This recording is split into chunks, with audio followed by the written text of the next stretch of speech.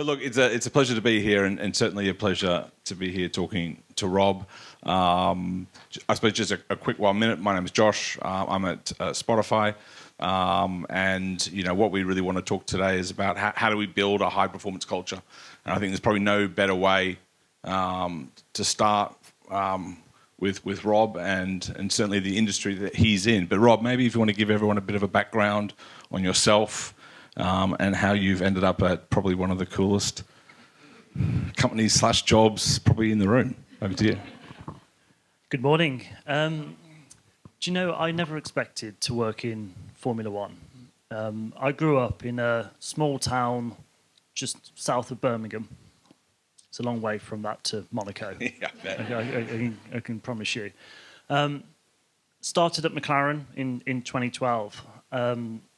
And McLaren kind of contacted me because they wanted somebody with digital content, social media background, but outside of sport. I come from an agency background and done a few different roles and different brands. McLaren got in touch because I think they wanted to bring in some new expertise into F1 at the time. I was so excited by that opportunity, and really saw in 2012 Formula One under the Bernie Ecclestone days. Yeah. Wasn't massive on fan engagement at that time.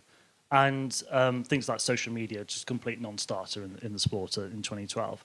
So really came in with that brief of building a digital and social ecosystem and platform that could engage fans.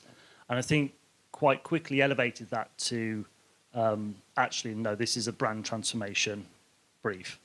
This brand needs to move from being respected and admired to loved, and to start to really appreciate and engage fans holistically and really have a fan-first mindset.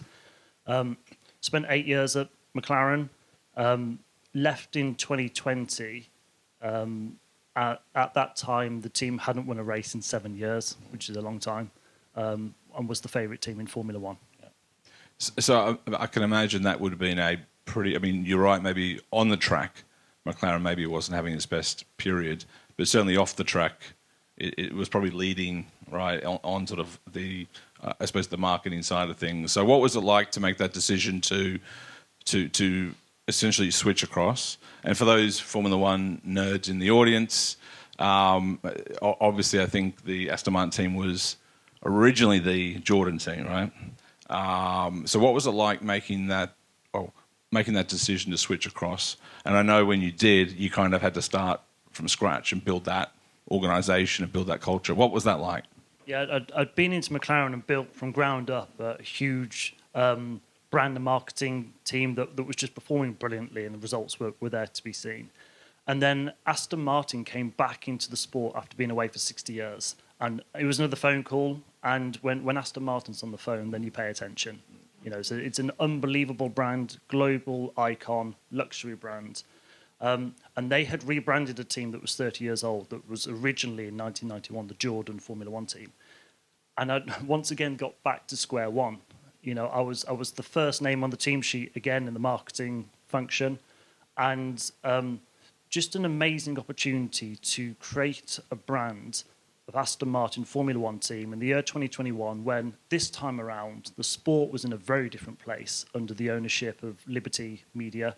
Fan engagement was in a different place. And do you know what? The world was in a different place in 2021 to 2012. And that was such an amazing brief. Design the Aston Martin F1 brand and then create something that was modern, relevant, was ripping up the rule book, going to do F1 differently. And, I say, once again, had to build from the ground up, right from brand design through to building an in-house marketing function. 4 years on, we really have kind of made our statement in Formula One. I think for anyone who's ever worked in a highly engineering-led business or had a boss who's an engineer, and I've certainly had that, it is a very different mindset. And so Formula One, it's all about every quarter of a second or a tenth of a second is important. Marketing, I suppose, can maybe not be as so precise. So how do you ensure that the business, the leadership, at Aston Martin sort of sees or understands that maybe it's not quite as black and white in terms of, say, the engineering side of the business? How do you manage that? Well, when we talk about high performance in F1, this is extreme levels of high performance. If you blink, it takes you about a tenth of a second. There's a lot of people blinking at me right now or winking at me, I'm not sure. So let's go to this weekend's Grand Prix. Fernando Alonso, our driver, qualified 10th in the race. Had he been 1/10 of a second quicker, he'd have qualified 8th. That means that there were 3 cars separated by less than 1/10 of a second over a 3-mile circuit. And when you operate at that level of precision, you really have to lean into every last detail. And you're right in saying it's fundamentally an engineering company. You know, Aston Martin Formula One team, 1,000 people to put 2 cars on track 24 times a year. It's an engineering company. But when you bridge engineering and marketing, fundamentally there is a singular vision which we all are unified behind, which is to win on the track and to win off the track. And in the sport of Formula One, commercial contributes about 80% of the team's revenue. You know, hundreds of millions of dollars are brought in through commercial sponsorships that funds the race team to go racing. And I guess that unified vision and the understanding of the organisation that, yes, it may be engineering, but fundamentally it's funded by the commercial programme. That is understood, you know, right up to the top of the organisation, and that therefore enables us to operate in a way that, you know, we can service our sponsors with the support of the race team, which is fundamentally important. So day one, you walk in and there's kind of you. So you've had to build a pretty large organisation, and maybe it's worthwhile just sharing with sort of the size of your team and how you kind of built an agency, internal agency. But I suppose hiring that many people that quickly, operating that sort of, I would say, very high performance environment, probably some people can thrive in that environment, maybe some people could be challenged. You know, who survived? What type of people were you looking for who could thrive in that environment? What was really apparent to me on day one was that the structure and the people that I brought in day one might not have been the structure that I needed for the next 5, 6, 7 years. And I think that's really important to understand that when you are the first name of the team sheet and you're building effectively an in-house agency capability to activate our brand and our partner portfolio, you need to fundamentally start with the basics and best practices. So we needed to get up and running with brilliant people from inside of sport, but more important to me was brilliant people from outside of sport. Even the agency that we work with, Havas, don't typically operate in the world of sport, but bring a completely different mindset, which is really important to us in supporting us on that journey. So I first went shopping for the very best people on brand side, people from retail, people who are bringing in a brand-driven mindset, because fundamentally Aston Martin Formula One team is a brand. That's the way that we approach things. So I guess it was about bringing and grouping together a bunch of people from inside, outside of sport, but fundamentally that brought into the values and behaviours required in a Formula One team. You know, if I look at myself, a lot of my 14 years in F1, I guess what's driving me is the opportunity for what we call the is-ought gap. You know, the way that life is and the way that life ought to be or could be. And Formula One is an unbelievable environment to thrive if you're always looking at, you know, how the world could be better. It's all about incremental gains and always, you know, could be better. In a professional context, that served me really well. You can imagine I'm a right barrel of laughs when it comes to being down the pub together. But, you know, it's about how the world ought to be. Yeah. How the world ought to be. What I've seen in F1 over the years is some people have come in and they thrive, but probably driven by quite negative fuel and behaviours. So, you know, never quite good enough. Something that kids, you know, from childhood upwards have lived with, and they tend to be exceptional in that kind of environment. Or you know, just that fear. You know, the Netflix series is called Drive to Survive for a reason. This is the most cutthroat industry in the world. We don't carry any passengers in F1.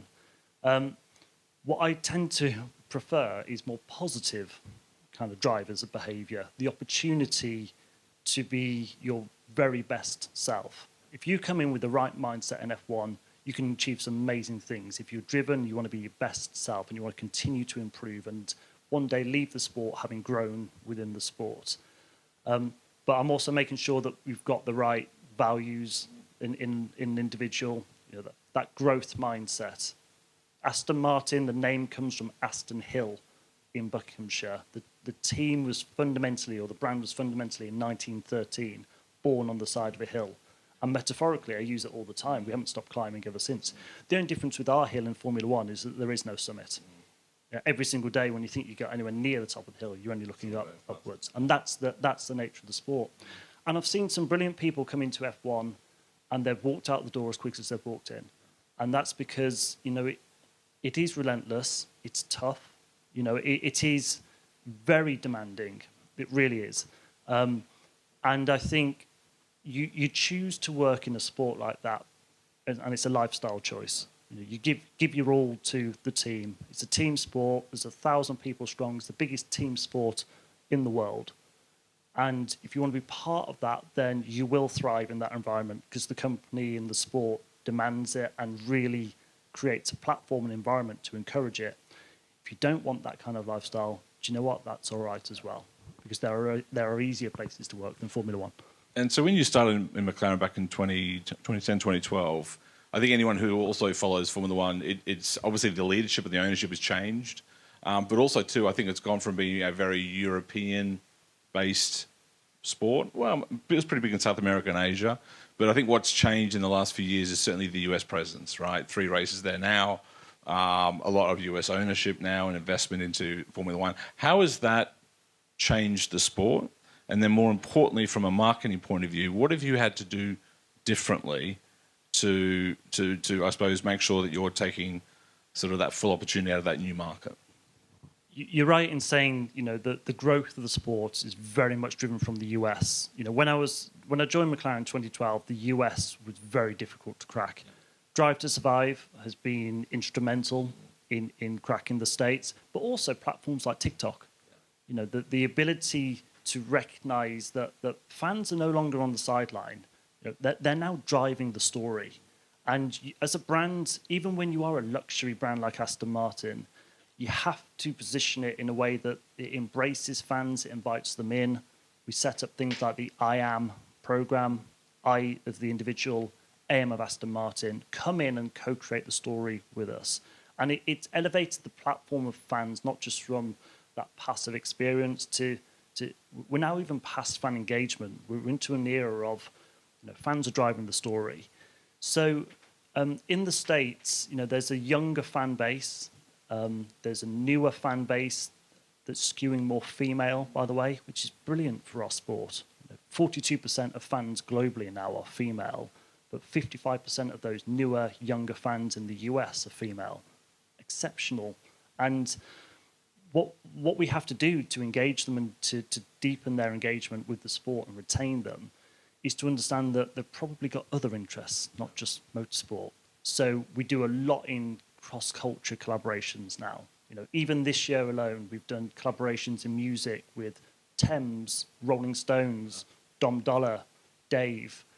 4 collaborations in 8 weeks or something crazy, because we're looking at other opportunities to be part of the sport, and the way that you express fandom and want to get involved might just be on TikTok, might be about getting your Dom Dollar collab t-shirt. It doesn't always have to be about going deep into the tech story of F1. And I can imagine the fact that you also were hiring people from outside Formula One, where probably historically a lot of people were always in Formula One, and so you're kind of speaking to the converter, so to speak. How important is having that, I would say, diverse team in understanding the opportunities and designing marketing initiatives to leverage it? Well, I've just read out 4 different music artists. I don't know if you've ever heard of one of them. They've got I have that problem Spotify. Yeah. Fortunately, I've got people in my team who can tell me that Thames and Dom Dollar are cool, and I should be listening and engaging with them.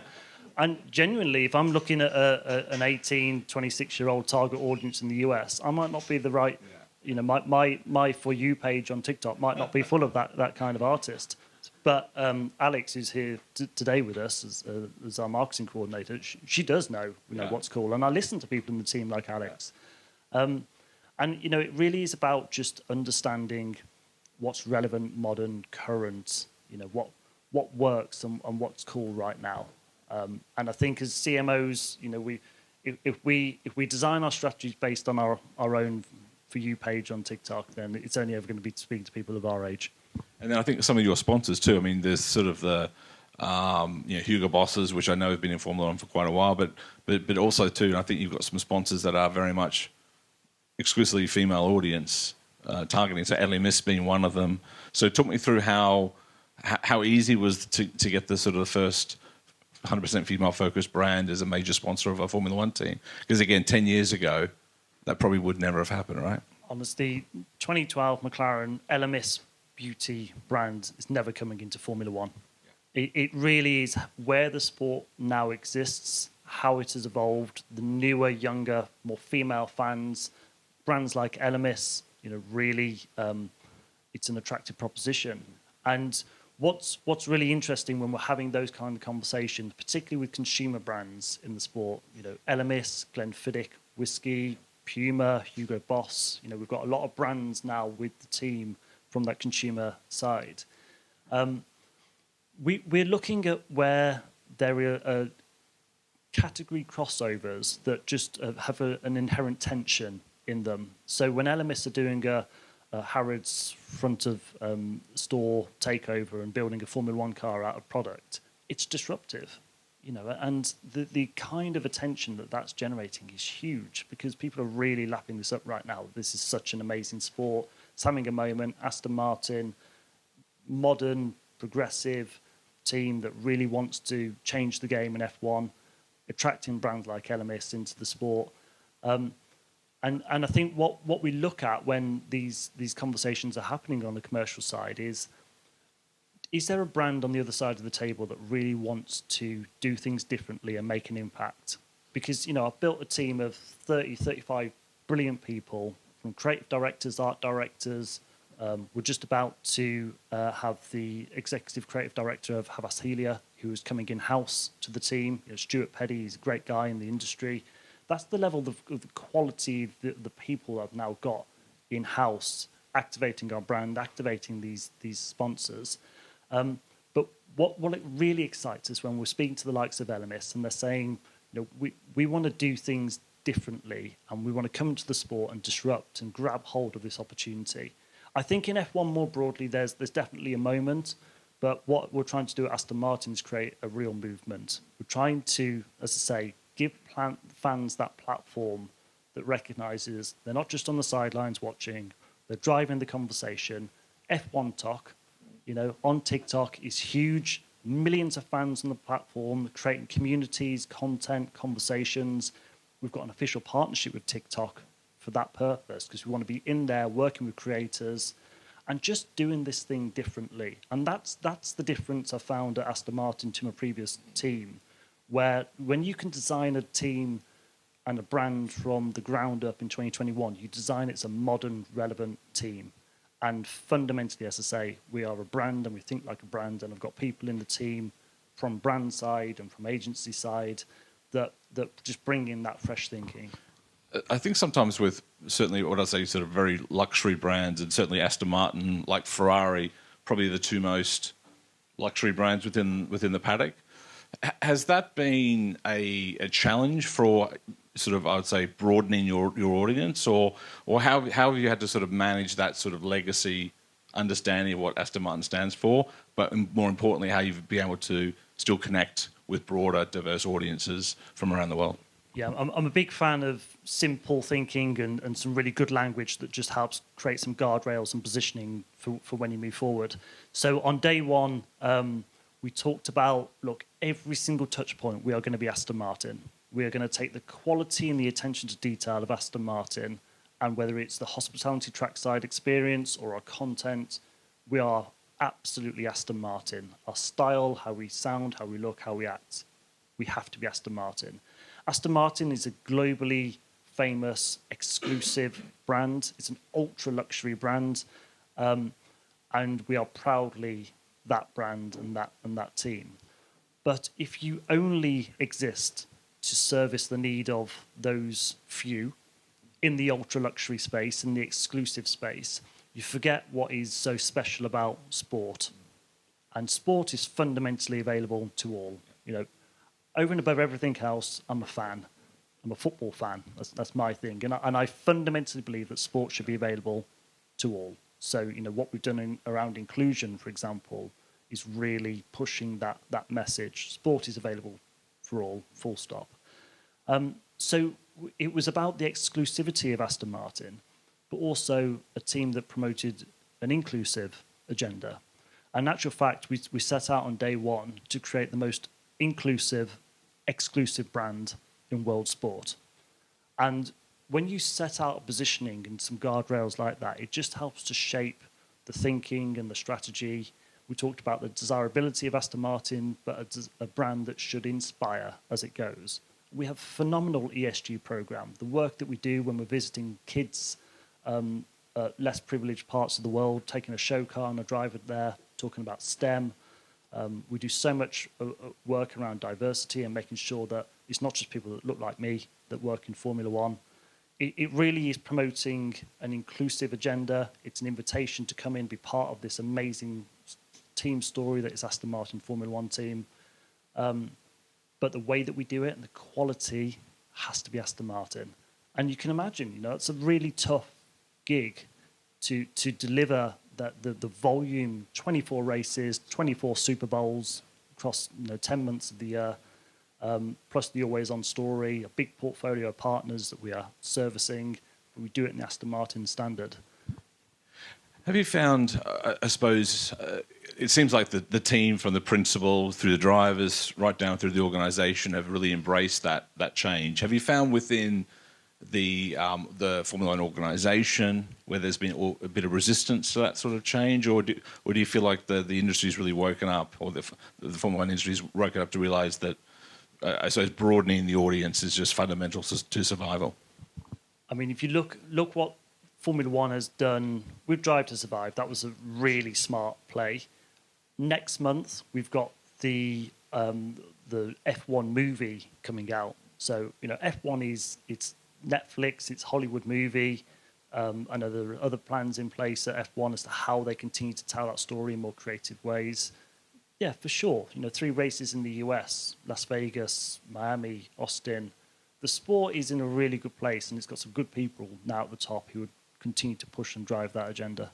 And so when you look at the sort of brand partnerships, what type of brands, we've sort of touched on a few of them already, but when you're sort of doing that first review, what are you kind of looking for, you know, to sort of kick it on? We had a brief conversation about sort of what Spotify does and what we've done with Barcelona and trying to, I would say, attract that different audience.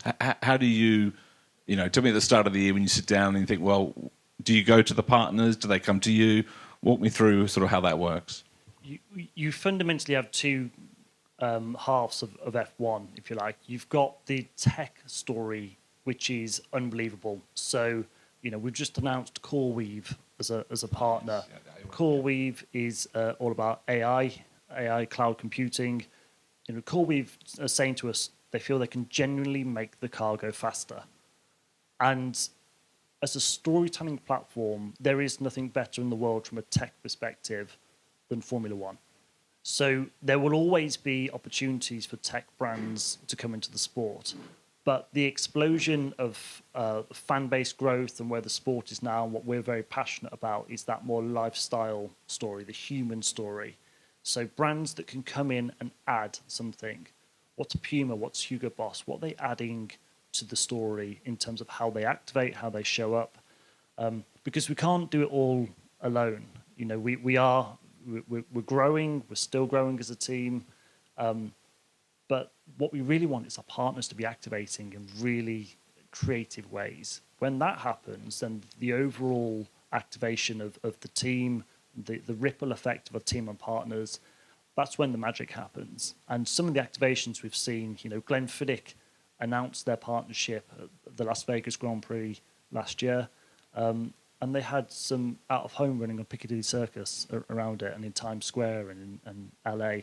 That's why we want our partners to be activating. We get really excited when they come with really aggressive ambition in the sport.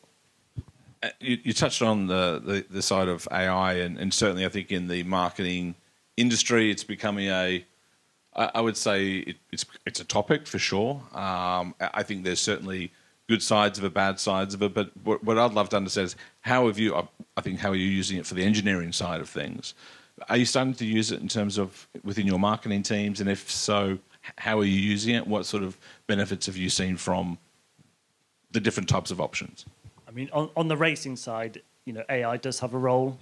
When we operate at the incremental gains where we're at, anything from an AI perspective that can help us crunch the data quicker means that we can develop the car faster. Over the course of the season, the Formula One car is about 14,000 parts. Over the course of the season, about 80% of that is redeveloped. So the car that we launch in February and the car that we finish in December, 80% different, which means that on average we're developing new parts of the car every 14 minutes or so. It is an absolute innovation race. You bring AI into the equation, and that can help us, then we are fully across that. From a marketing point of view, crunching the data through AI certainly helps us as well. We've got 450 million fans globally, people who have an interest in Aston Martin Formula One team. That's a big audience with lots of different drivers as to what they're interested in. The more that we can understand that audience, as soon as we get them into our database and start to use AI to help us really understand how we can connect with them and engage them even better, then for sure. But I'll give you one example of how, I guess, creatively we've used AI. AI Alonso. So Fernando Alonso is now available with voice and avatar.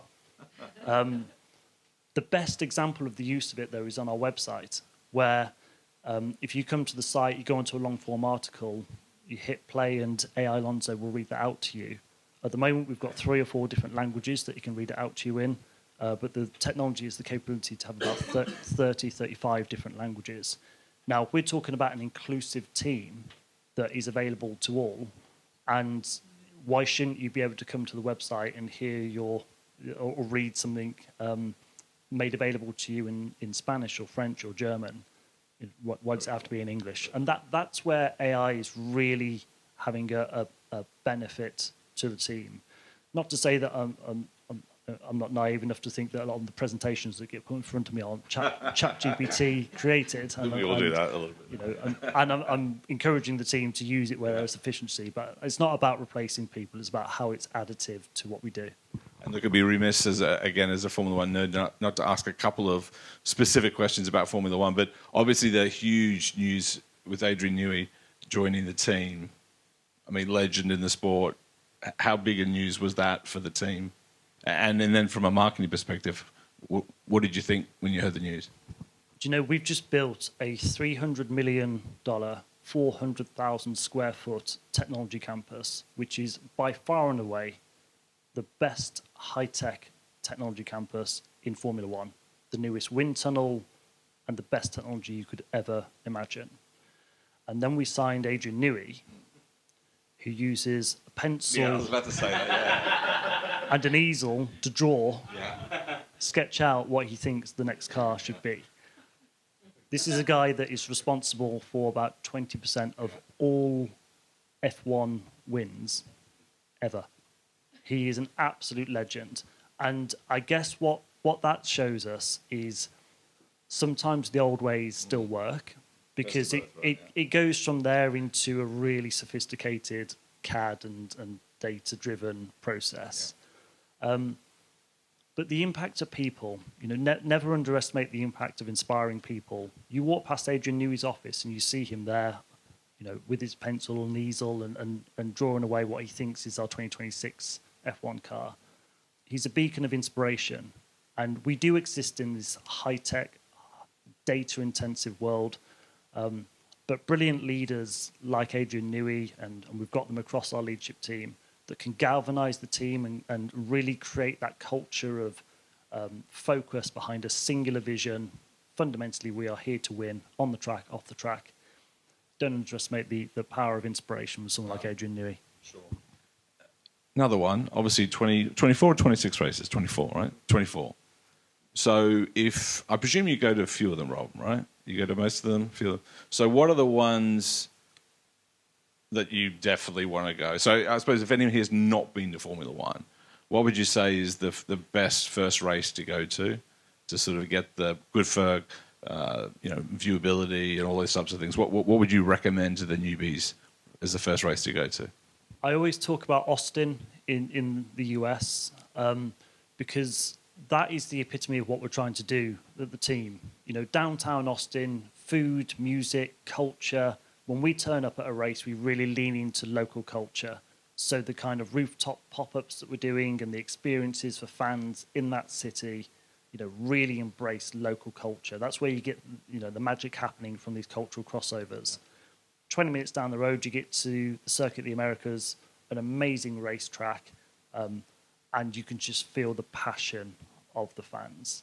We are incredibly fortunate in the world of sport and in your industry that we have fans that are so emotionally charged and connected. And as a starting point, it's an amazing place to be. It's not a hard sell when people want to hear from you. What we have to be is really smart and sophisticated in how we leverage that opportunity and engage, and then ultimately, for the benefit of our partners, monetize that audience. And that's really where the marketing sophistication comes in. And in Austin, you've got a city which is an amazing city, full of culture, full of opportunity. And you know, we could just show up and go racing, but we don't. We show up with a big commercial program out there for the team, for fans, for our partners. We activate, you know, we engage the community. We're relevant, and we're listening to what's relevant in local culture at that time.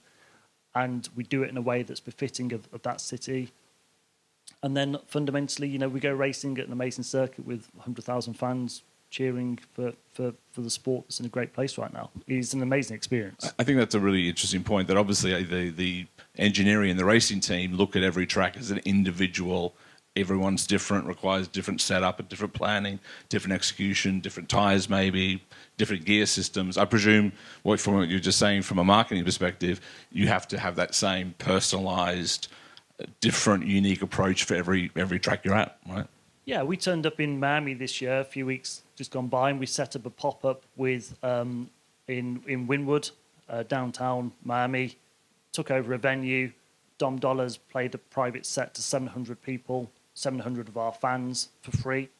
And that's us recognizing that house music culture in Miami, times Dom Dollar, times Aston Martin, that's a way of really, really bringing that city to life. And it was an amazing event. And it's our way of rewarding our fans and just giving them a little bit of taste of that exclusive world of F1 or artists like Dom Dollar, but we're including them.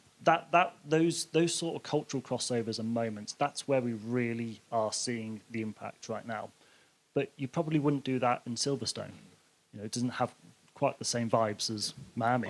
Slightly different. And so we have to be really smart in terms of how we turn up. And as I say, there used to be just a few key races, you know, Monaco and those sort of things.